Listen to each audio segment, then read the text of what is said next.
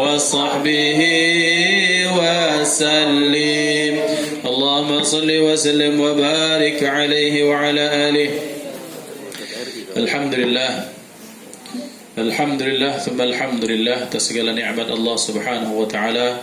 Salawat dan salam senantiasa tercurah kepada baginda Rasulullah Sayyidina Maulana Muhammad sallallahu alaihi wa ala alihi wa sahbihi wasallam beserta keluarga, sahabat, pengikut sekalian. Amin Allahumma amin. Selamat datang kepada para jemaah, wabil khusus kepada anak-anak kami. Mudah-mudahan kita semua senantiasa dalam pandangan kasih sayang Allah Subhanahu wa taala. Mudah-mudahan hati kita senantiasa dipautkan dengan baginda Rasulullah Muhammad sallallahu alaihi wasallam. Mudah-mudahan majlis ini menjadi majlis kebaikan, dijadikan syafaat Rasulullah dengan berkah kita menghadiri majlis-majlis seperti ini. Amin. Untuk menghormati ustaz bukan, tapi untuk menghormati ilmu yang disampaikan.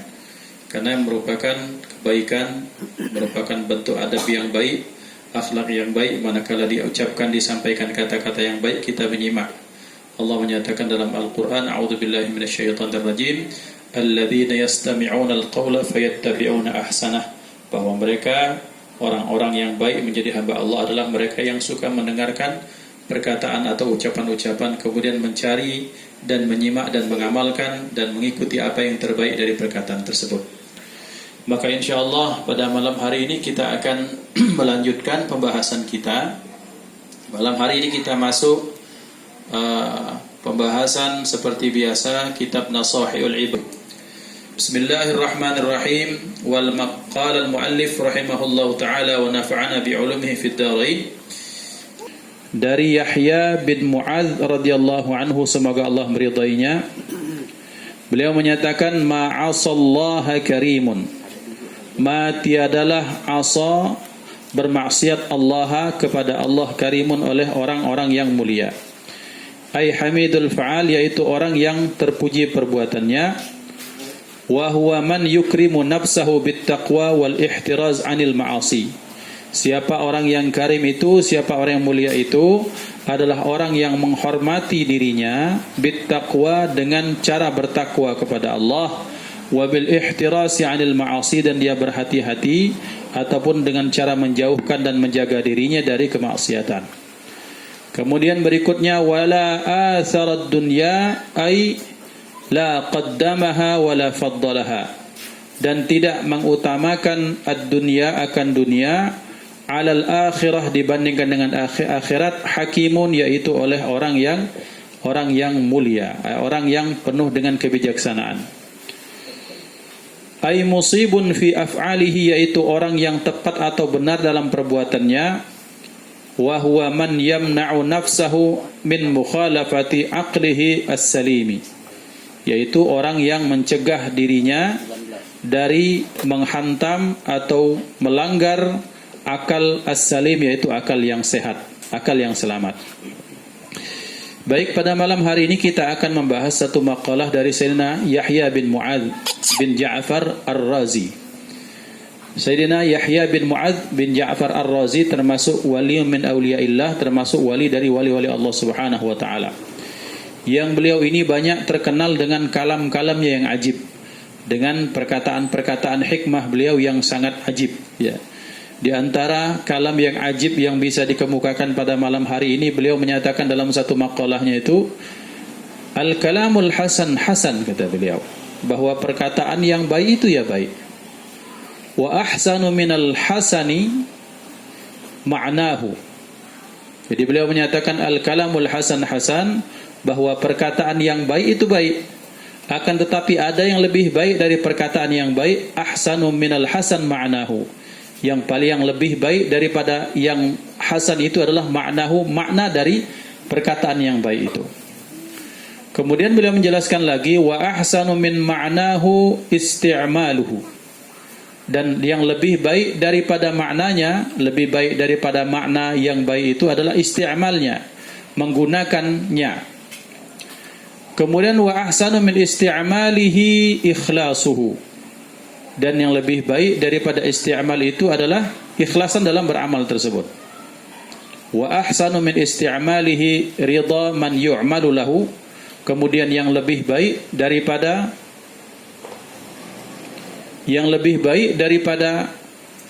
keikhlasan itu adalah ridha dari siapa kepada siapa kita berbuat hal tersebut.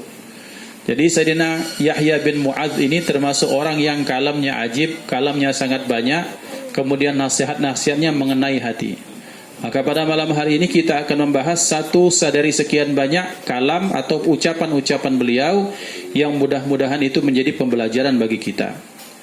Beliau menyatakan bahwa ma'asallaha karimun, tak akan bermaksiat kepada Allah siapa tak akan bermaksiat itu karimun, yaitu orang yang mulia. Maknanya adalah orang yang mulia dalam makna yang bebas. Orang yang mulia itu tidak akan maksiat kepada Allah Subhanahu wa taala. Siapa orang yang mulia? Atas dasar yukrimu nafsahu bittaqwa, yaitu orang yang dia memuliakan dirinya dengan takwa kepada Allah, wabil ihtirasi anil ma'asi, dan dia menjaga dirinya dari kemaksiatan. Maka ikhwan yang dimuliakan Allah Subhanahu wa taala,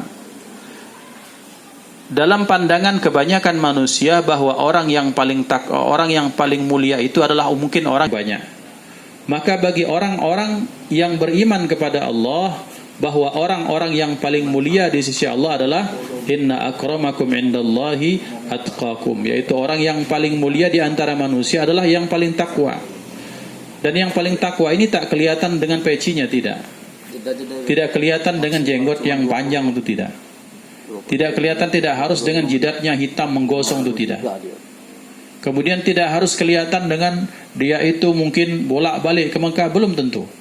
Walaupun bagi kita orang beriman bahwa kita menghukumkan orang lain itu bidzawahir. Nahkumu bidzawahir, yaitu artinya kita menghukumkan orang lewat yang zahirnya. Ketika dia salat, ketika dia Islam, di KTP-nya dia Muslim, maka husnudzan bahwa dia adalah orang Islam. Dan kita tidak punya hak untuk melabeli seseorang bahwa dia adalah ahli neraka jahanam, tidak. Ini yang harus hati-hati. Karena penyakit orang kalau sudah alim setahun 2 tahun, soleh setahun 2 tahun, itu biasanya pengen nyalahkan orang lain. Maka ini yang kemudian oleh para ulama kita dijaga betul, hati-hati dengan hati kita. Salah satu ujian bagi kesolehan seseorang adalah ketika dia melihat dirinya soleh, dia pengen orang lain sesoleh dirinya. Dan ketika ada orang yang tak sesoleh dirinya pada aspek amalia seperti itu, nanti dia akan menyalahkan orang lain dengan mengatakan, belum soleh ini. Hati-hati. Ya, ini ujian bagi orang yang taat dan ibadah kepada Allah Subhanahu wa taala. Dan pandangan mata manusia yang mereka takutkan adalah dalam pandangan Allah Subhanahu wa taala. Maka ikhwan, mari kita samakan persepsi bahwasanya sesungguhnya orang-orang yang takwa adalah orang-orang yang mulia di mata Allah juga di mata kita. Maka oleh karena itu ketika kita melihat ada orang yang hafalan Qur'annya bagus, muliakan dia. Ketika ada guru ngaji yang ikhlas dalam mengajarnya, muliakan dia. Ketika ada orang yang hobi silaturahim, muliakanlah dia. Karena sesungguhnya amalan-amalan ini adalah merupakan amalan orang takwa. Kita lihat ada orang yang ahli puasa sunnah, muliakan dia. Jangan suudzon, cak-cak kepakaman, awak ada hajat, itulah salah. Ya. Apa masalahnya kalau orang soleh? Apa masalahnya kalau orang rajin ke majelis? Apa masalahnya kalau orang sering ngaji? Itu tidak masalah, yang masalah hati kita. Nak ngajinya di mana silahkan. Nah ngajinya di masjid, nah di majelis ini, majelis lain, di tempat lain, intinya dia taqarrub kepada Allah Subhanahu wa taala. Maka kita harus bersyukur bahwa betapa banyak umat Nabi Muhammad sallallahu alaihi wasallam itu melakukan kebaikan. Jadi kebaikan itu jangan dimonopoli. Dan kebaikan itu jangan dikira bahwa cuma kita yang bisa beramal soleh, tidak. Semua orang itu bisa beramal soleh. Meminjam istilah Ustaz dari Sulaiman yang sering beliau sampaikan bahwa ikan yang kurus pun pasti ada dagingnya, sebagaimana ikan yang gemuk pun pasti ada tulangnya. Artinya apa? Setiap manusia itu pasti ada plus minusnya. Maka orang yang baik adalah orang yang memandang plusnya seseorang. Mana dia itu? Mungkin dengan segala kekurangannya, ternyata dia itu, kalau ada acara pasti piring tuh bersih, sampah tuh bersih gara-gara dia. Itu hebat. Berarti ini orang-orang yang mulia. Karena mengapa? Karena dia memuliakan dirinya dengan bentuk ketaatan kepada Allah. Maka ikhwan, dalam pandangan maka orang tersebut adalah orang mulia di mata orang-orang Islam. Maka guru-guru kita sering mengajari bahwa ketika melihat kebaikan dilakukan oleh orang lain, maka hargai kebaikan itu.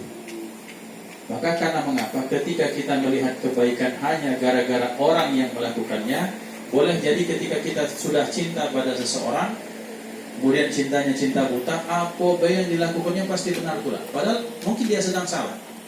Maka dikatakan dalam satu maqalah bahwa wa ainur ridha an kulli aibin qalilatun kama anna ainas sukhti tudil masawiya. Bahwa orang kalau sudah cinta mati, cinta buta, maka kekurangan pun disebut sebagai kebaikan. Sebagaimana kalau dia sudah benci, apapun kebaikan-kebaikan dilakukan pasti merasa salah. Jadi kalau sudah benci, dapat pula kekurangan menutupi kesalahan-kesalahan orang yang cintai. Maka kita berharap kepada Allah menjadi orang yang adil. Adil itu waktu syai'i fi mahallihi, kita meletakkan sesuatu sesuai dengan porsinya. Ya kalau salah ya salah, kalau ya benar ya benar. Maka pernah pada satu saat ketika ada seorang wanita dari satu kabilah yang terpandang di kabilah di Quraisy saat itu, kemudian dia mencuri. Kemudian mereka berusaha melobi Nabi Muhammad SAW. Kemudian dengan melobikan pada seorang, ya Rasulullah, minta tolong pada Rasulullah, sampaikan bahwa minta tolonglah, mudah-mudahan kalau kamu yang melobi Rasulullah akan meringankan hukuman. Rasulullah murka, beliau marah, beliau emosi sampai memerah wajahnya. Kemudian beliau menyatakan, wallahi, kata beliau, demi Allah, kalau saja Fatimah bintu Muhammad, Fatimah anakku sendiri yang mencuri, maka niscaya aku sendiri akan memotong tangannya. Nah ini ikhwan, ini orang yang mulia itu seperti itu, dia memandang kebaikan sesuai dengan kebaikannya. Dia memandang kebaikan dengan kebaikannya. Kalau kita mau melihat buruk orang saja, maka kita tidak akan pernah selesai dengan keburukan orang. Karena hakikatnya bukan orang yang buruk, tapi hati kita. Sering Al-Fakir sampaikan bahwa kalau kita pintar dan pandai mencari keburukan orang lain, hakikatnya hati kita yang sedang berpenyakit. Sementara ketika kita mampu untuk melihat kebaikan-kebaikan orang lain, bersyukurlah bahwa Allah sedang menjadikan kita hati yang sehat di mata Allah Subhanahu wa ta'ala. Maka beliau menyatakan bahwa orang yang mulia adalah orang yang memuliakan dirinya dengan cara takwa kepada Allah Subhanahu wa ta'ala. Maka ketika kita menjaga lidah kita, ketika kita menjaga sikap kita, ketika kita menjaga hak-hak orang lain terhadap kita, maka saat itu kita sedang memuliakan diri kita. Sederhananya seperti ini, Pak, bahwa orang yang baik itu, orang yang beramal soleh itu, hakikatnya dia sedang menyelamatkan dirinya sendiri. Misalnya begini, ada fulan bin fulan ahli sedekah, maka dengan dia bersedekah, sebenarnya yang bahagia itu bukan orang yang diberi. Hakikat yang berbahagia itu adalah dia mampu mengalahkan kebakhilan dirinya untuk bersedekah. Itu sudah kehebatan yang luar biasa. Ini yang sering disalahpahami oleh orang banyak, bahwa berilah ini, bantu mereka akan bahagia. Lah, orang yang paling pertama bahagia itu kita yang memberi itu sebenarnya. Maka ketika seorang melakukan amal soleh, maka dia sedang memuliakan dirinya di mata siapa? Di mata Allah Subhanahu wa ta'ala. Maka ikhwan, kalaulah mungkin memang atas dasar kasih sayang Allah juga kita diberikan keterbatasan penglihatan. Kita diperlihatkan mungkin bentuk kita satu sama lain, mungkin kita akan saling menjauh. Yang satu mungkin ada dalam penampakan ini, dalam hakikatnya ini, bentuknya seperti ini. Kita akan saling, wah ini fulan bin fulan jelek. Tapi lihatlah bagaimana Nabi Muhammad SAW, bahwa beliau mampu menutup rahasia orang yang pada hakikatnya mungkin orang tersebut hakikatnya bukan manusia lagi. Karakternya itu loh. Jadi pernah pada satu saat, salah satu, kalau tidak salah, Sayyidina Al-Imam Ja'far As-Sadiq, kalau tak salah, ketika beliau sedang berhaji, kemudian ketika beliau berhaji sedang duduk di depan Ka'bah, beliau melihat itu sambil menangis. Yang beliau lihat ternyata, ya Allah, tidak katik manusia. Kemudian orang yang sebelahnya menyatakan, wahai Tuhan, wahai Imam, ini manusia semua. Enggak. Dan cara kita untuk mengutuhkan diri kita di depan Allah dengan cara kita menghindarkan diri dari maksiat dan kita melakukan ketaatan kepada Allah, maka itu merupakan bentuk cara kita untuk memuliakan diri kita sendiri. Nah, ini yang pertama. Kemudian yang kedua, dikatakan beliau, wala atharat dunya 'alal akhirati hakimun. Dan orang yang bijaksana, orang yang cerdas itu tidak akan melebihkan dunia dibandingkan dengan akhirat. Dalam bahasa sederhana yang sering sekali kita bahas, bahwa orang yang cerdas itu mandana nafsahu wa alima wa amila lima ba'dal maut. Bahwa orang yang cerdas itu adalah orang yang senantiasa mereka itu mengevaluasi dirinya, kekurangan-kekurangan dirinya, kemudian orientasi amalnya adalah untuk akhirat. Maka ikhwan, bagi orang yang cerdas, maka mereka akan mencari majelis-majelis kebaikan dimanapun berada. Karena mengapa? Karena mereka yakin bahwa dengan kebaikan yang mereka lakukan di majelis seperti ini, silaturahim, taat pada orang tua, maka itu akan menjadi kebaikan di akhiratnya kelak. Karena mengapa? Karena bahwa sesungguhnya hayatuna mahdudah. Kehidupan kita di dunia ini terbatas, hanya sekadar itu saja. Tapi selebihnya kita akan mengarungi perjalanan yang sangat panjang. Maka Al-Fakir sering sampaikan bahwa jikalau perjalanan hidup kita cuma 60 tahun itu sebenarnya tidak worth it. Tak sepadan sebenarnya. Bahwa kita ini bisa membeli sesuatu yang mahal dengan sesuatu yang murah. Sementara sebaliknya kalau tak benar, kita akan menukarkan sesuatu yang istimewa dengan sesuatu yang busuk. Ya, mana contoh? Seperti ini. Bahwa ketika kita menggunakan waktu kita antara maghrib dengan isya, kemudian maghrib dengan isya ini kita lakukan dengan baik, maka itu ternyata berbuah ridha Allah Subhanahu wa taala, terus kemudian akan berbuah surganya Allah. Misalnya anggaplah kita isikan maghrib sampai isya itu dengan mungkin mengajari anak belajar, mungkin kita berzikir, nyimak istri ngaji, atau kita minta simak sama teman ngaji, mungkin kita pengajian seperti ini majelis, atau kita menghadiri majelis sholawat, atau segala macam. Maghrib ke isya itu sebentar saja, tapi ketika dilakukan kemudian istiqamah, kemudian berbuah ridha Allah Subhanahu wa taala, ternyata bisa membeli surganya Allah dengan waktu antara maghrib dengan isya. Itu satu. Tapi ternyata ada juga kemahalan, kehebatan akhirat itu digantikan dengan sesuatu yang tak sepadan. Misalnya, tak usah dicontohkan dengan apapun karena mungkin sangat sensitif isu ini. Tapi dalam konteks keislaman kita, betapa banyak ada orang-orang yang menggadaikan akidahnya hanya mungkin karena jabatan, hanya mungkin untuk menikahi seorang perempuan yang ia taksir, mungkin hanya untuk mendapatkan pekerjaan. Itu terjadi. Na'udzubillah, na'udzubillah. Kemudian betapa banyak ada orang-orang yang kemudian hanya dia rela untuk bersumpah dengan sumpah palsu hanya demi segepok uang. Ini terjadi. Misalnya demi memenangkan fulan bin fulan jadi pemimpin satu daerah, kemudian kalah berapa suara, kemudian dia rela bersumpah dengan sumpah yang palsu. Na'udzubillah, na'udzubillah. Mungkin uangnya dia dapatkan 100 juta, mungkin 500 juta. Tapi 500 juta dibandingkan dengan kesengsaraan akhirat itu tidak akan sepadan. Maka ikhwan, orang yang bijaksana, maka mereka tidak akan pernah mereka mengutamakan, mendahulukan dunia dibandingkan akhirat. Orang-orang yang cerdas, orang-orang yang bijaksana, terus dia itu akan mengingatkan dirinya, keluarganya tentang akhirat. Misalnya seperti ini. Misalnya dalam aspek ujian, dalam aspek anak-anak kita semester, kita tanamkan kepada anak kita, nak, sekalipun engkau dapat 5 saja, tapi itu merupakan hasil kerjamu sendiri, lebih bapak hargai daripada kamu dapat 100 tapi kamu ngepek atau nyontek. Misalnya zaman dulu kalau ujian offline seperti itu kan, ada kan yang mungkin pakai kopelan apa itu kan bentuk kecurangan. Mengapa bangsa ini rusak? Ya gara-gara hal kecil seperti ini.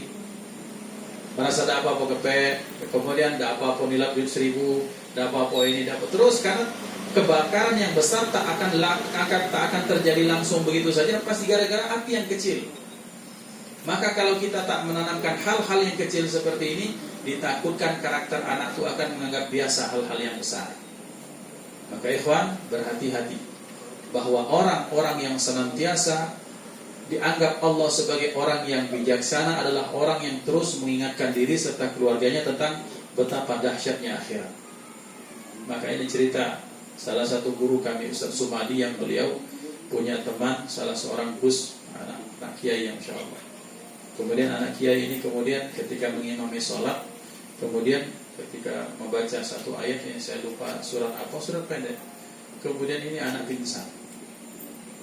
Itu batal sholatnya. Namanya pingsan secara fikih kan batal. Lama itu pingsan sampai setengah jam. Kemudian dibangunkan oleh guru kita, Abi Ihya Ulumuddin, ini beliau Abi Ihya. Maka dibacakan sholawat ini, anak ini kemudian sadar. Masih sedih tadi.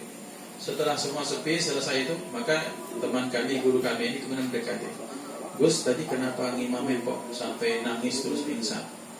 Ustaz, tadi ketika sholat maka Allah kasyafkan, Allah berikan basil kepada saya diperlihatkan neraka yang Ustaz oleh Allah SWT, dan saya lihat itu apinya itu ya Allah, belum sampai masuk ke neraka kata beliau, maka orang kena uapnya saja hancur lebur semua badan.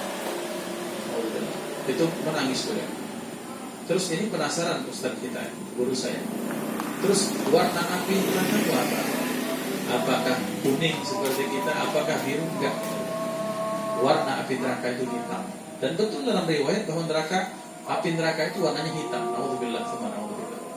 Maka ikhwan dimuliakan Allah Subhanahu wa taala, maka orang yang takut kepada akhirat itu seperti ini, bahwa dia mau hidupnya sengsara di dunia, mau hidupnya susah, mungkin dia banyak masalah selama di dunia, tapi tetap dia akan mengatakan penderitaanku cuma sebatas dunia saja. Kita berharap kepada Allah, kalaupun tidak sa'idun fid dunya sa'idun fil akhirah, kita minimal syaqiyun fid dunya sa'idun fil akhirah, bahwa sengsara di dunia kemudian bahagia itu di akhirat jauh lebih baik dibandingkan ya bahagia hebat di dunia tapi sengsara di akhirat. Karena mengapa? Sengsara di akhirat umurnya 60 tahun, sementara di akhirat itu khalidina fiha, selamanya.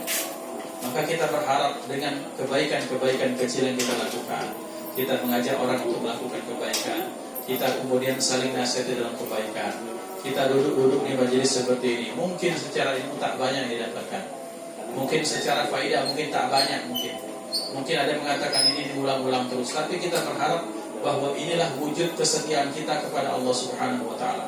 Mungkin kita dalam hati kita yakinkan dalam diri kita, inilah bentuk saya mengejawantahkan perintah Nabi Muhammad sallallahu alaihi wasallam, bahwa menuntut ilmu itu wajib bagi laki-laki dan perempuan yang dia beriman kepada Allah Subhanahu wa taala. Maka ikhwan, maka mudah-mudahan Allah senantiasa melunakkan, meleburkan hati kita untuk hadir di majelis-majelis seperti ini. Mudah-mudahan kita terus disemangatkan Allah untuk melakukan kebaikan. Allah berikan kekuatan kita untuk menghindarkan diri dari kemaksiatan. Yang mudah-mudahan ketika kita istiqamah dalam kebaikan,